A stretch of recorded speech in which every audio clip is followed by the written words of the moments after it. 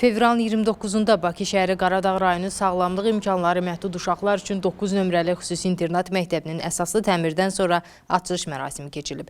Mərasimdə Təhsil naziri Mikayıl Cabbarov, Qaradağ rayon icra hakimiyyətinin başçısı Süleyman Mikayılov və internat məktəbin pedaqoji kollektivi iştirak edib. Qonaqlar öncə internat məktəbdə görülmüş işlər və yaradılmış şəraitlə tanış olublar. Məlumat verilib ki, internat məktəb əsaslı təmir olunub, 180 şagird yerli əlavə korpus, idman və akt zalları tikilib. Məktəb binasında 8 sinif otağı, kimya və fizika laboratoriyaları, kompüter kabineti, kitabxana və digər tədris təsərrüfat otaqları var. Məktəbdə video müşahidə, yanğın əleyhinə siqnalizasiya sistemləri quraşdırılıb və telefon xətləri çəkilib. Binanın istiliklə təmin olunması üçün qazanxana və nasosxana təmir olunub, müasir tələblərə cavab verən avadanlıqlarla təchiz edilib. Həmçinin internat məktəbini dayanıqlı elektrik enerjisi ilə təmin etmək məqsədi ilə yeni yarım stansiya quraşdırılıb.